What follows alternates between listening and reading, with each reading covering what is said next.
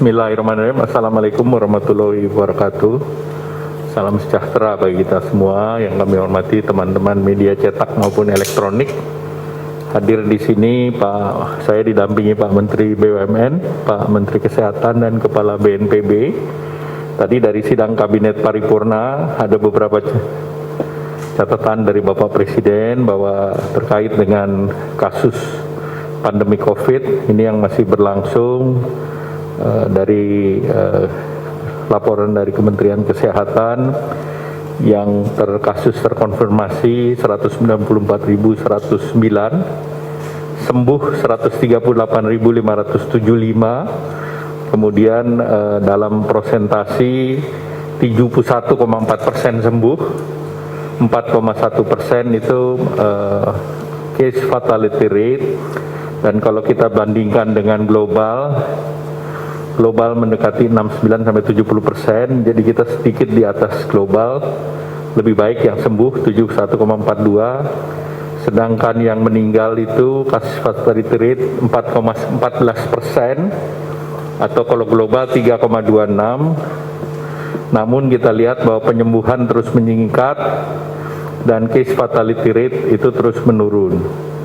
Kemudian yang terkait dengan kampanye selanjutnya, ya 3M, itu arahannya adalah kita melanjutkan kampanye yang kemarin adalah memakai masker, maka akan dilanjutkan untuk menjaga jarak mulai tanggal 7 September atau hari ini sampai dengan 6 Oktober dengan tagline-nya ayo jaga jarak dan hindari kerumunan. Terutama ini dari berbagai pendaftaran pilkada.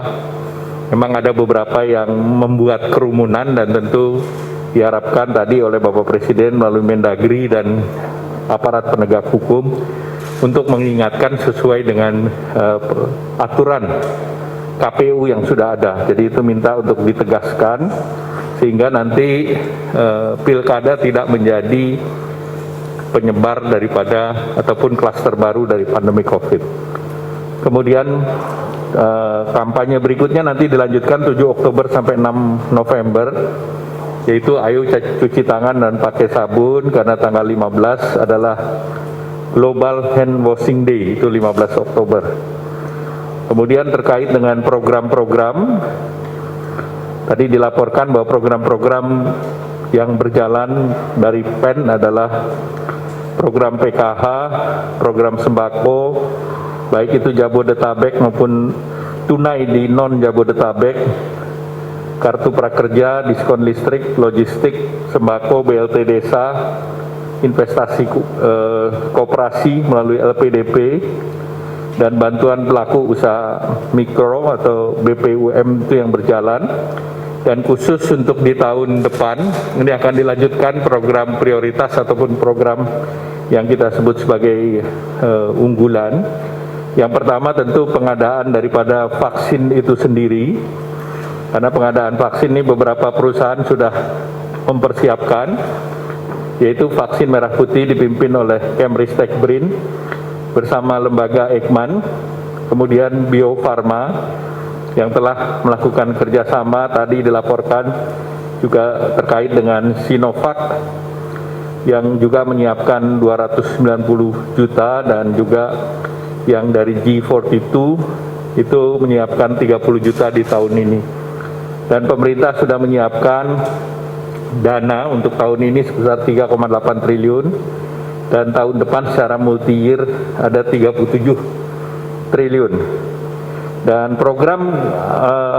program lanjutan yang dijadikan prioritas untuk bansos, yaitu satu bansos tunai yang terkait dengan banpres Presiden untuk UMKM, nah itu akan dilanjutkan. Yang kedua, bantuan untuk subsidi gaji, itu juga akan dilanjutkan di kuartal pertama tahun depan.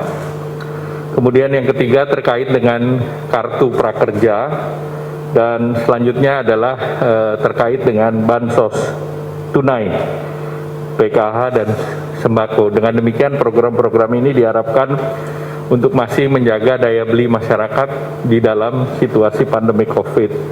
Dan Kementerian Kesehatan juga akan menyiapkan untuk operasionalisasi daripada vaksinasinya yang diperkirakan bisa dimulai di awal tahun dengan masuknya 30 juta vaksin diharapkan di akhir tahun ini. Demikian, Pak Doni, ada yang mau ditambahkan? Silakan, Pak Erik. Apa?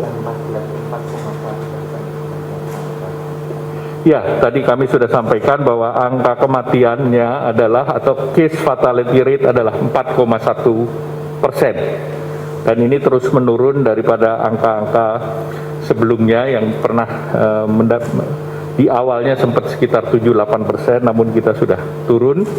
Dan tadi juga disampaikan bahwa ketersediaan pelayanan medis, baik itu hospital maupun perawatan untuk rumah sakit di Jakarta dan di luar Jakarta, semuanya dipersiapkan untuk melayani pandemi COVID ini. Demikian, terima kasih. Wassalamualaikum warahmatullahi wabarakatuh.